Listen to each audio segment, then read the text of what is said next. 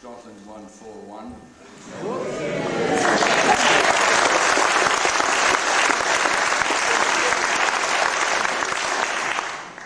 That's the bad news. Colchart won in Monza.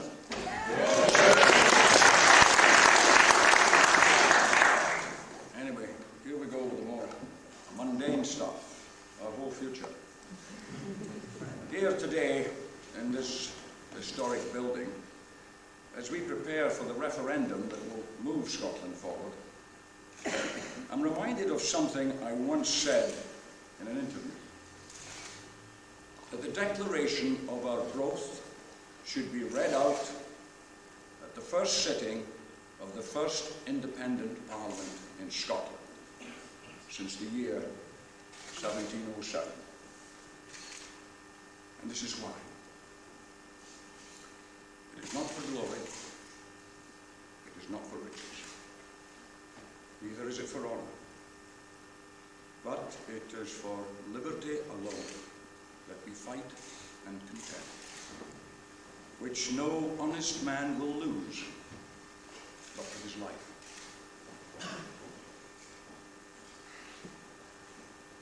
Written 677 years ago. I never knew patience was a Scottish characteristic.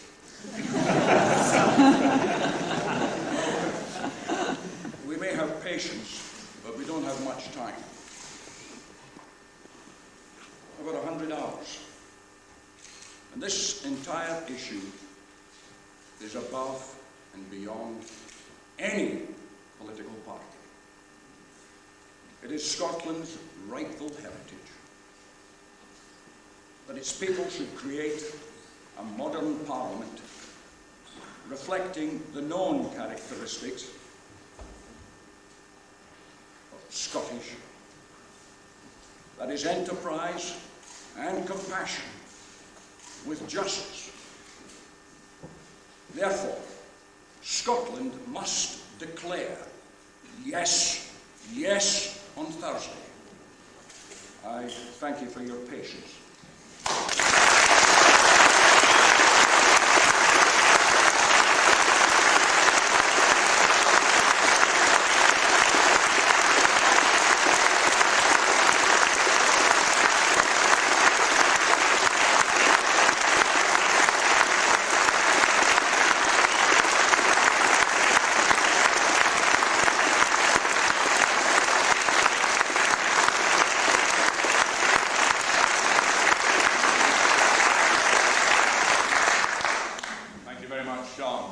Now call him Double Yes 7.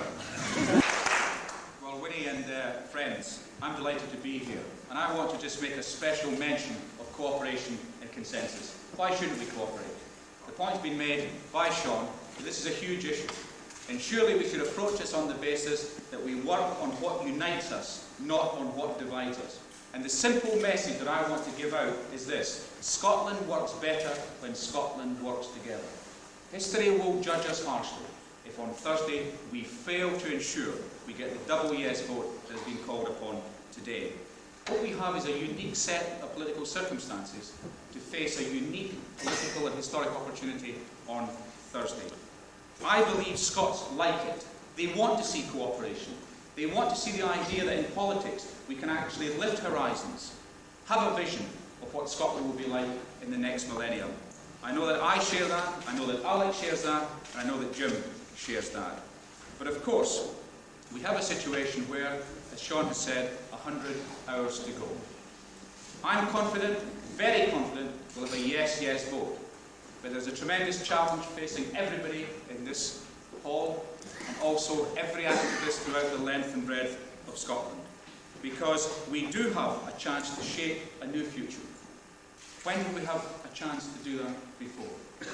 We have a chance to modernise government in the United Kingdom and build better government in Scotland. We have a chance to have a new politics. And I think, Winnie, this is a demonstration of that. Why not in the next century cooperate around the big issues that affect our lives, whether it be education, whether it be healthcare, whether it be social services, whether it be employment, whether it be industry. I think Scots are looking for a new way forward. and I think part of this joint campaign is to ensure that they can see something different and they may start to like it. But of course, this new politics requires that we reach out to every part of Scotland. Of course the Liberals are involved, the SNP and Labour and other parties. But I want to send a clear message to Conservative voters in Scotland. I want them to be part of it. I don't want them to be sidelined by visitors from the south of England who come up on away day tickets and suggest that Scots cannot be trusted with their own affairs. This is about confidence in ourselves. It's about trusting Scots. It's about having the ability to say that we can do things better, we can do things differently, around which I think that's a powerful set of ideas that we can march forward. So if you're a Conservative voter, my view is, come on board. It's your future. And many opinion polls have shown that there is support out there. So let's make it a true consensus.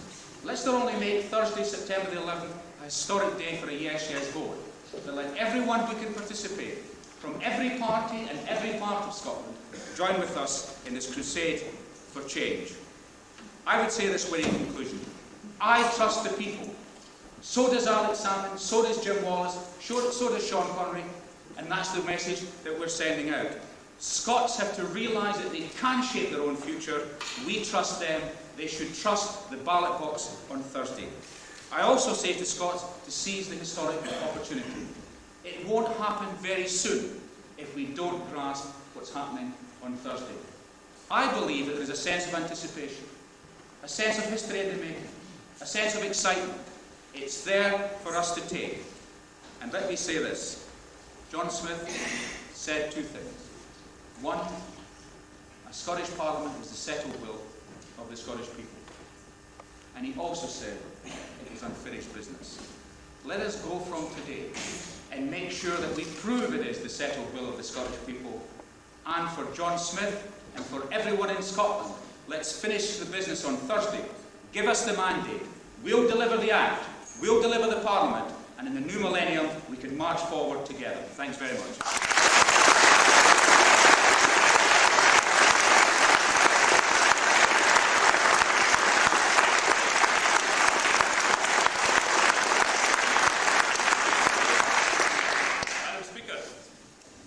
It's a great privilege indeed to be addressing this rally.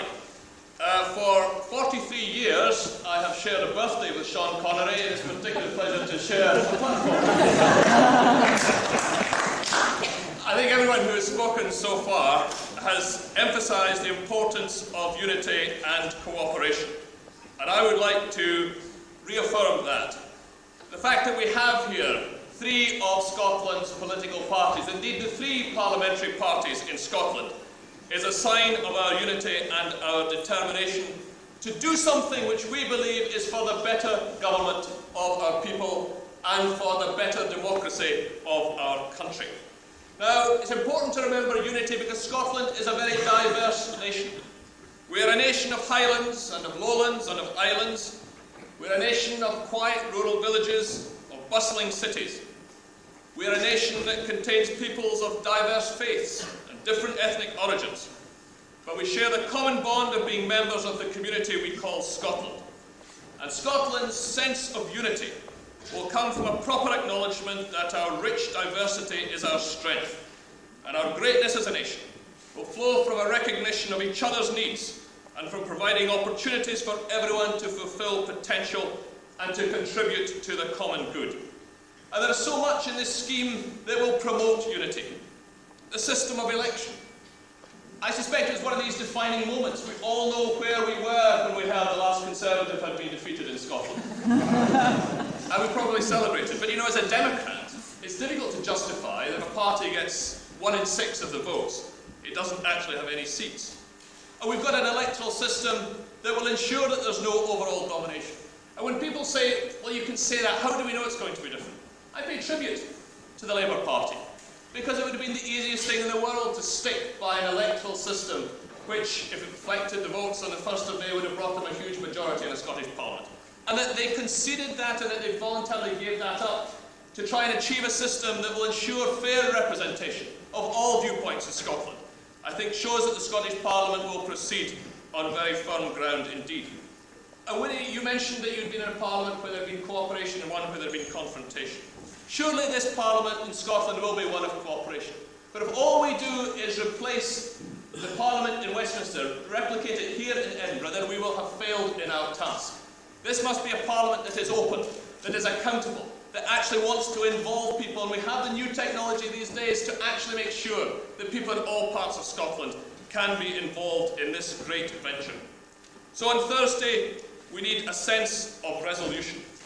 It's an opportunity to take power and an opportunity to take responsibility for our own domestic affairs.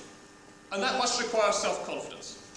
Whether you're a nationalist seeking an independent state, or whether, like me, you believe that Scotland can be a confident and purposeful partner in the United Kingdom, we must believe in our ability to take on more responsibility for what we do here in Scotland. And surely that must apply to the dismal Johnnies in our business world, who actually can see opportunities in business, but don't seem to see the opportunities that will come with a Scottish Parliament.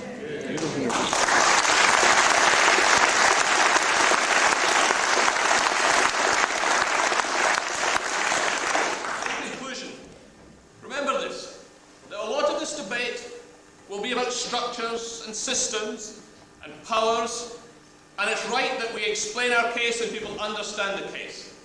But at the end of the day, what we're really talking about are the things that matter so much to people. Their health service, their education, policing, housing, jobs. These are the things which matter so much to our fellow citizens. And we've got to get the message clear that all these things will be delivered more effectively and more in tune with Scotland's priorities if we deliver a yes-yes vote on Thursday.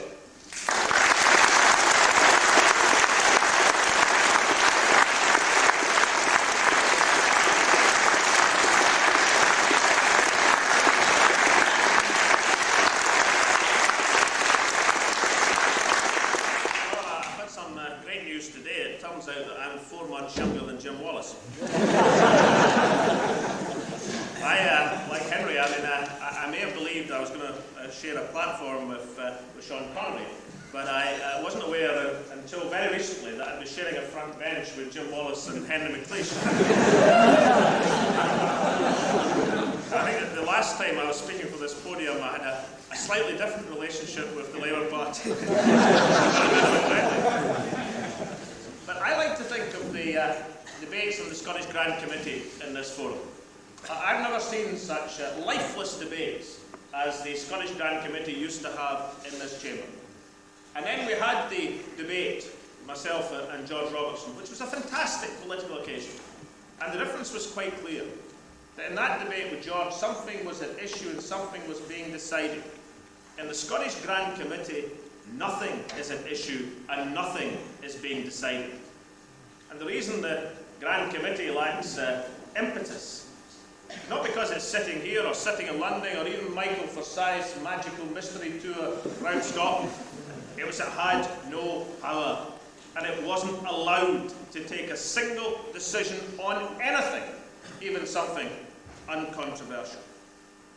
I said in the debate with George on this podium that John Steinbeck, in a letter to Jackie Kennedy, once said that Scotland wasn't a lost cause, that Scotland was a cause unwon.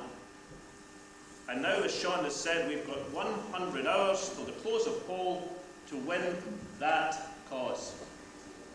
Nothing can be more important over these next 4 days to mobilise the optimism and self-belief of people in Scotland.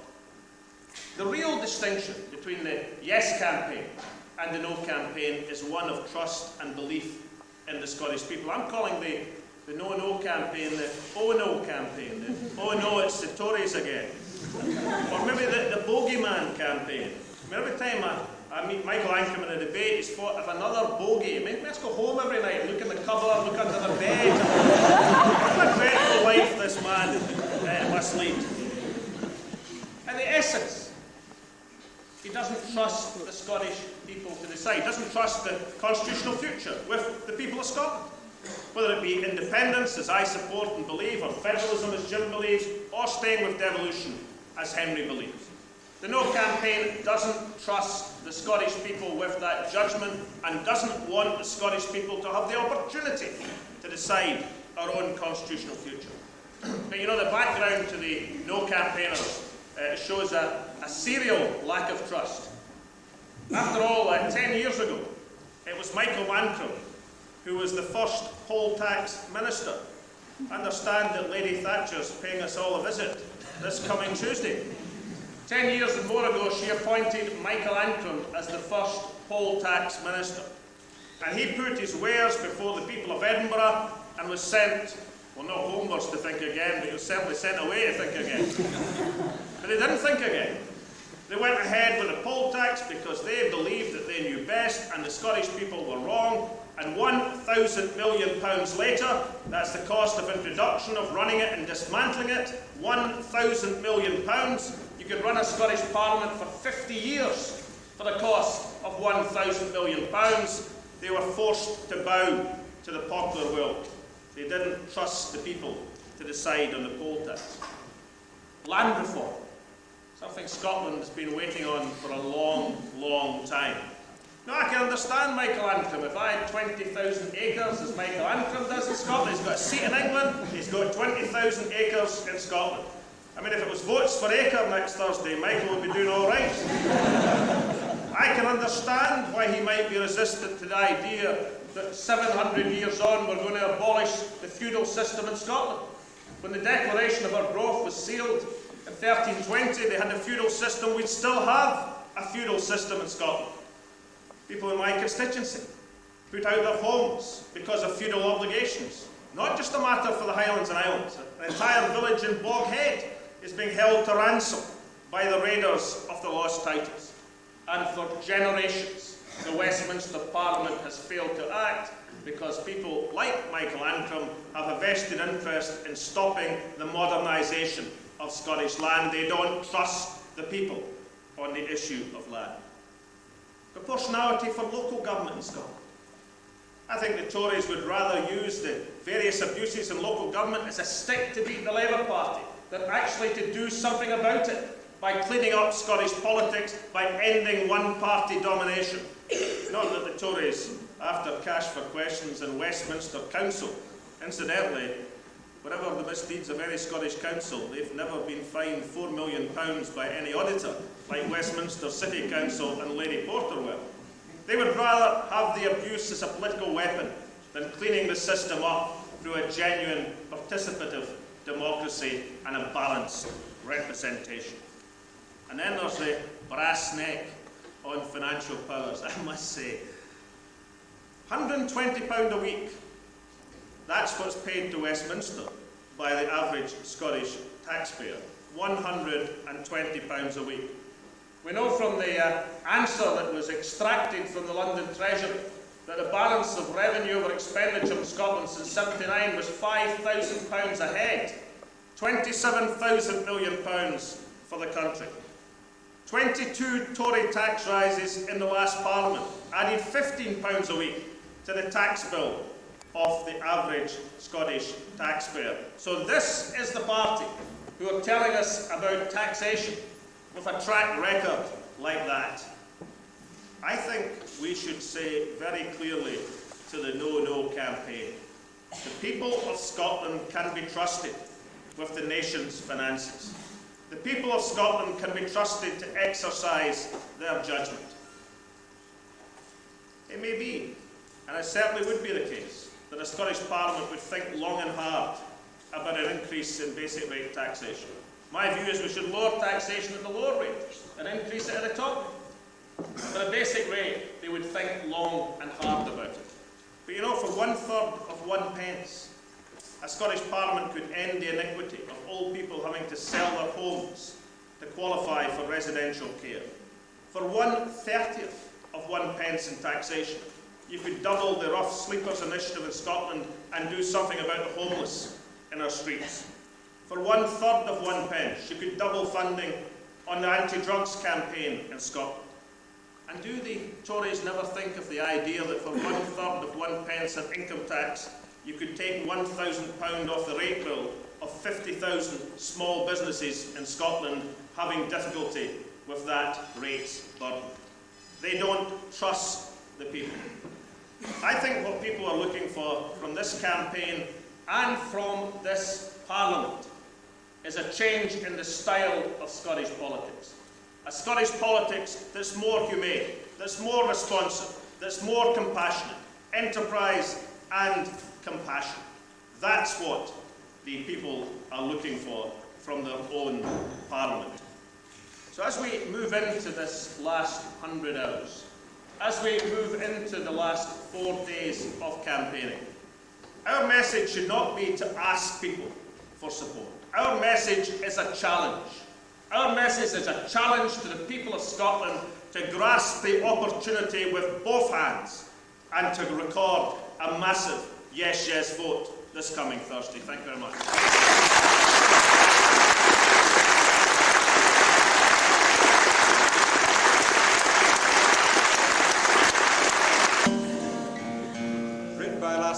Jordan, whose parents are Welsh and Irish, and she lives in Scotland. She's got a Celtic identity crisis, but she says she knows who the common enemy is. So. She's got a very hard course, which I don't expect to learn in this session, but I'll probably hear the song again and again. Talk with me a while, and I'll tell you how the sickness came. Marched into our town, imposed the language of the crown, and those that would defy were forced to die. They stacked our fiddles high, and they burned away our very lives.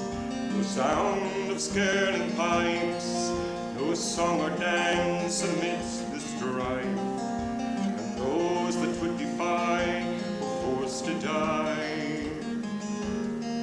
So blow the winds of freedom over me. I'm crying on my knees, and I just can't find the will to fight this never-ending war. Blow the winds of freedom over me. I'm dying, all my dreams are broken. I can't find the will to fight anymore.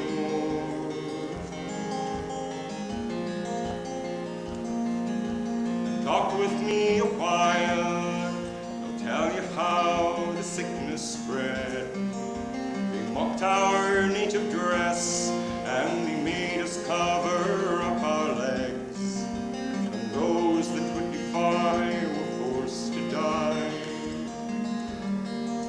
The spirit of this land was crushed beneath an iron hand, and they turned day into night, and we were left without a single right, and those that would defy were forced to die.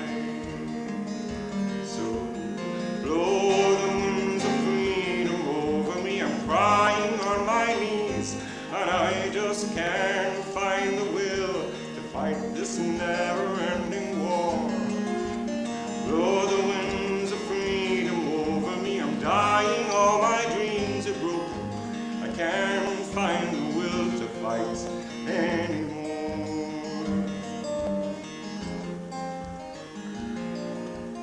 Talk with me a while, I'll tell you how the sickness stayed. They said that we were wild because we followed nature's ways, and those that would defy were forced to die. Cut away our tides, our forest fields and riversides, and they ruled us with the rope, a broken spirit without hope of ever being free to laugh again. So blow the winds of freedom over me. I'm crying on my knees, and I just can't find the will fight this never-ending war. Blow the winds of freedom over me. I'm dying, all my dreams are broken. I can't find the will to fight anymore. So blow the winds of freedom over me. I'm crying on my knees, and I just can't find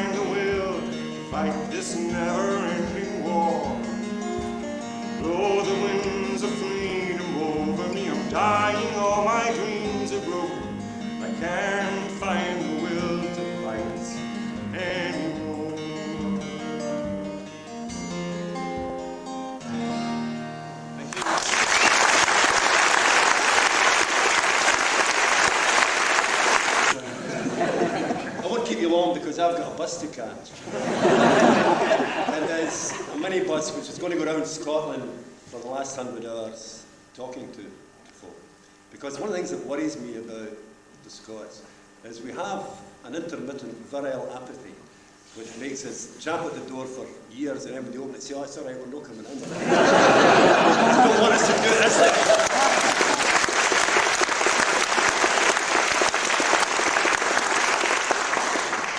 We regard this bus as a kind of argument with wheels. So we're going to go around Scotland, hopefully, creating argument. Because when I came in today, I thought, this is a dream. Because look at all these fellas sitting happily together and going for the same thing. And I just think it's absolutely wonderful. And I think Scotland's always been a marvellous talking shop. I mean, I don't know about you, but I've gone into pubs and met Plato with a bonnet on. I've stood at a bus stop and spoken to Nietzsche in overalls. Because we love dealing with big issues. And when I was living abroad, I always regretted. Conversations would end with something like, and which car do you drive? Is it a Porsche or a Mercedes? Or what do you think is the best place for a winter break? Because my memory of Scotland was always finished up saying, anybody here know God's address? And while we don't know God's address, we do know the address of certain people who for the last 18 years thought they were God.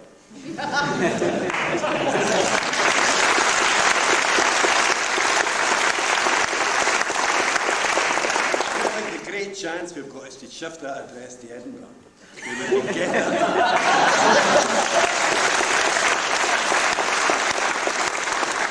Well, all I would say is, this is wonderful. Let's continue outside the doors, because in this last 100 hours, let's talk opposition to death.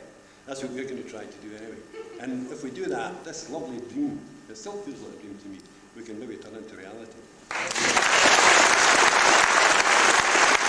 Yes, from now on, I won't be wasting any moment. I'll be doing and asking my Asian people to vote yes, yes for the Scottish Parliament, and I won't even stop there. Modern Scottish Parliament will be needing independence.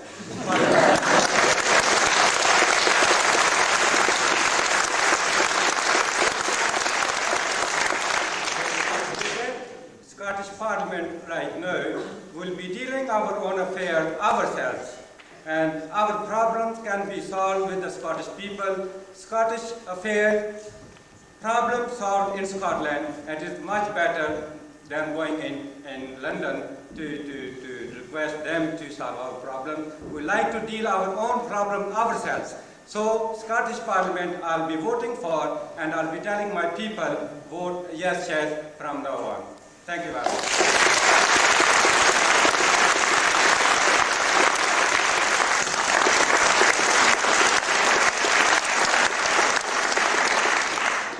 Friends, over the next few days, the people of this extraordinary, beautiful and dynamic country of ours will choose a path to the future which could transform the quality of our lives for generations to come.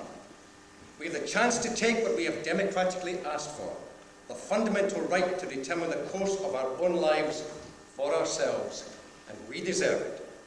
We are a hard-working, honest, intelligent, talented people, and this small country of 5 million souls has given the world so much.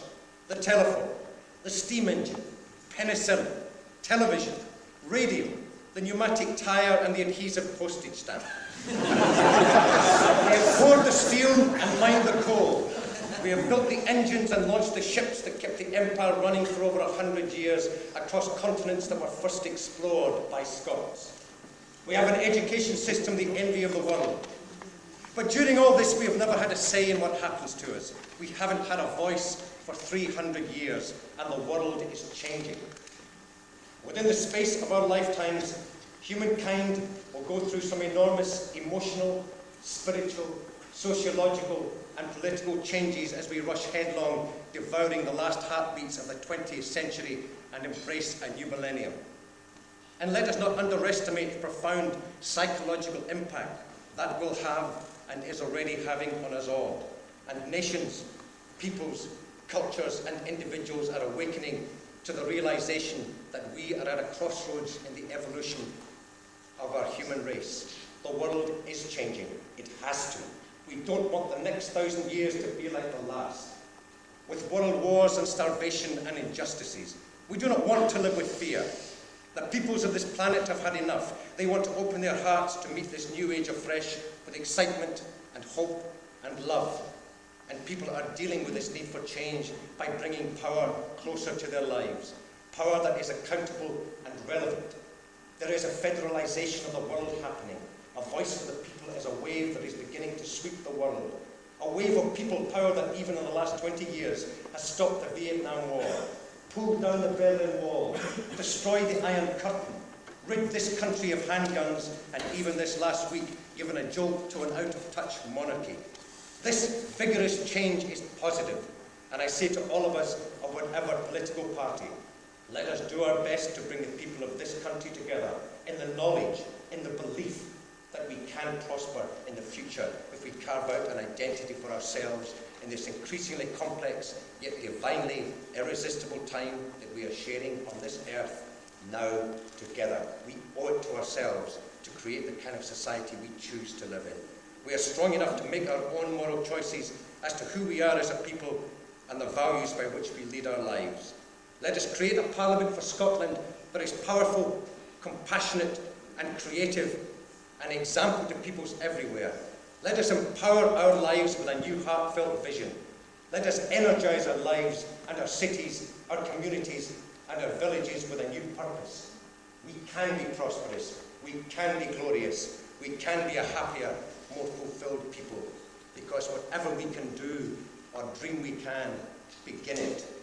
Boldness has genius, power and magic in it. Let's begin it now. Yes, yes.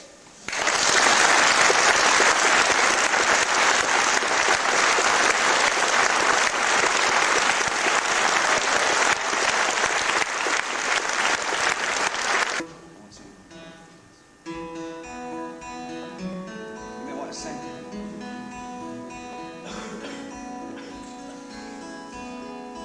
I don't know if you can see changes that have come over me in these last few days. I've been afraid that I might drift away, so I've been telling old stories, singing songs that made me think about where I came from, and that's the reasons why I seem so far away today. Oh, and let me tell you that I love you, and I think about you all the time. Caledonia, you call me, and now I'm going home. If I should become a stranger, know that it would make me more than sad. Caledonia's been everything I've ever had.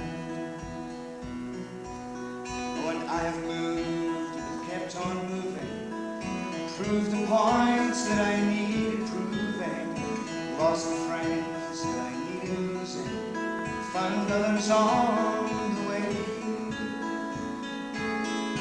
Oh, and I have tried, I've kept on trying, stolen dreams, yes, there's no denying. I've traveled hard, with conscience flying, somewhere with the wind. Oh, but let me tell you that I love you, that I think about you all the time. Caledonia, you call me, now I'm going home. If I should become a stranger, know that it would make me more than sad. Caledonia's been everything I've ever had.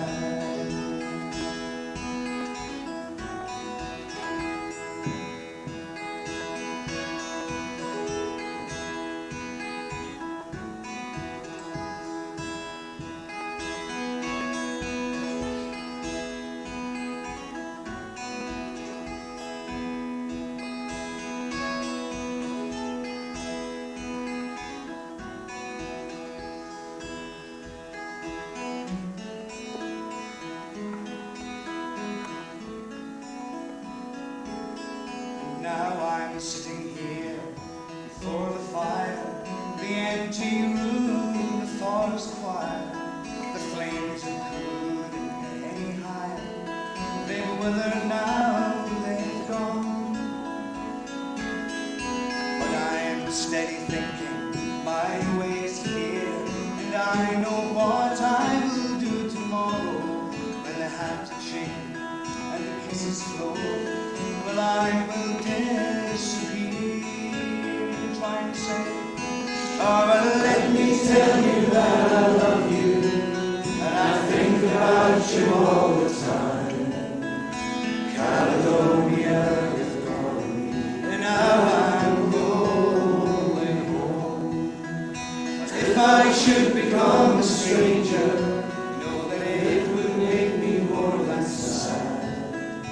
Caledonia's do it again, it'll make a lot more noise than that.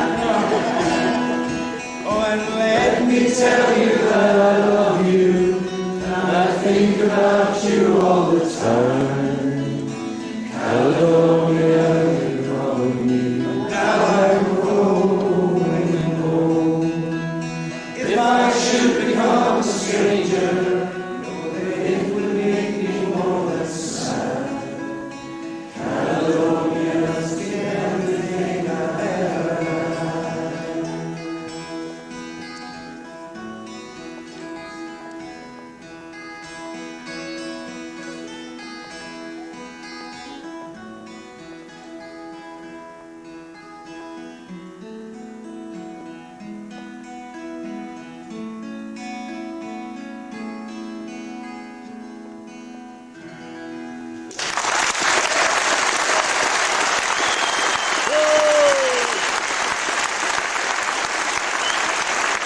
Extremely cruel thing to do to anybody to make them speak after Dick McLean has just sung Caledonia. I'll get you for this, Ian. Unity has been something of a watchword in this last sad week, but today we are seeing another side of unity. It's a unity of purpose. And our purpose is Scotland's future. One of the reasons I'm also moved by Caledonia is because, as most of you are fed up hearing me say, I spent half my life living abroad. When I came back to Scotland from Australia 20 years ago, I chose to do so as an adult because I believed in Scotland and I believed in Scotland's future. And that's what I think we are all here about today. Not for us, the poverty of vision exhibited by the No campaign, who seem utterly unable to lift their eyes or their hearts above the floor. Instead, what we want to hear on Thursday is a huge roar from Scotland, from all of the people of Scotland, from men and women, from black Scots and from those Scots who were born outside this country, from rich and from poor, and from Labour voters, Liberal Democrat voters, SNP voters, and yes, there will be some who might be originally Conservative voters. What we want to say, as loud and clear as we can on Thursday, is bring Caledonia home. Say yes for Scotland, and say yes for our future.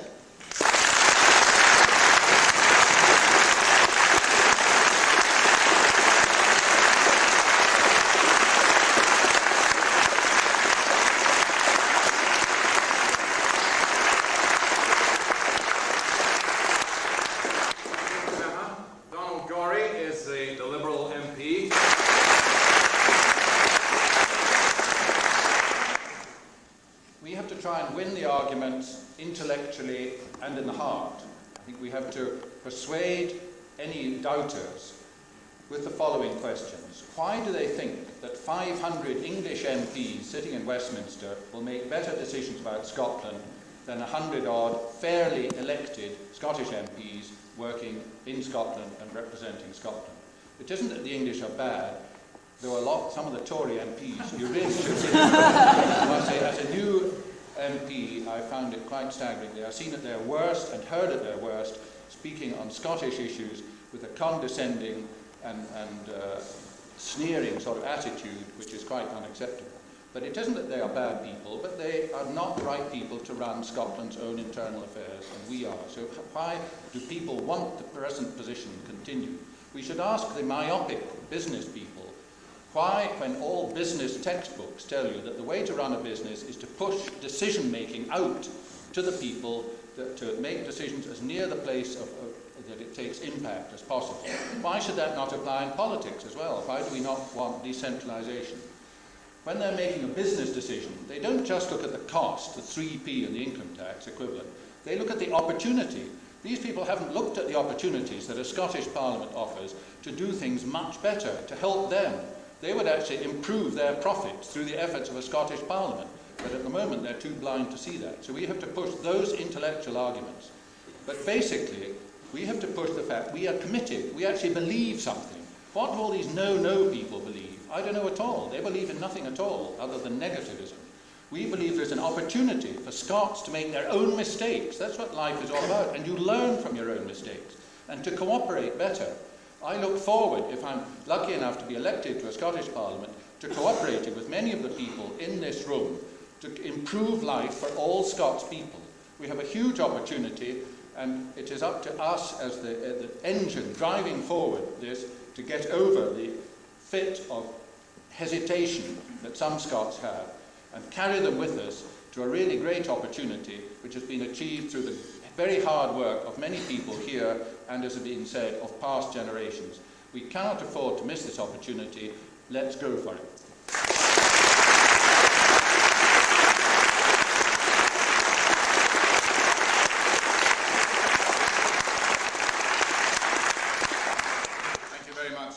And thanks to all our contributors and participants. What a rich vein we've plumbed here this afternoon in what's just been over 80 minutes. And without further ado, I'd like to hand back to the chair and to Madame Ecos. I enjoyed being speaker. It was quite easy. But also well behaved. So interesting. I'd like to thank Ian Anderson. Normally you hear the word Ian Anderson fine tunes. I'd like to say what fine tunes we will have when Scotland regains our power.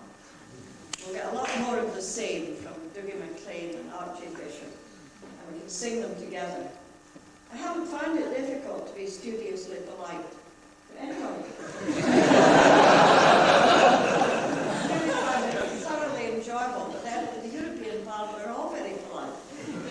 It's normal there.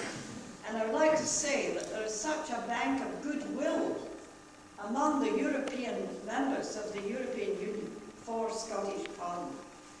They were so happy when it was announced, and we were constantly besieged by people from all the countries saying how wonderful it was that this ancient country was going to its Parliament back. And as one who's been privileged to go to 28 countries of the Third World and meet heads of state in my work in Europe, there's such a bank of goodwill for Scotland, and I think we should all remember we're not alone here. There is the world outside willing us forward. The wings of history are rushing by, and we're not in the business of turning the clocks back. We're in the business of turning the clocks forward. I'd like to ask you all, therefore, could I put a formal motion before we leave this historic building to signify your support by saying, all in favour, say yes, yes. Waiting. Yeah.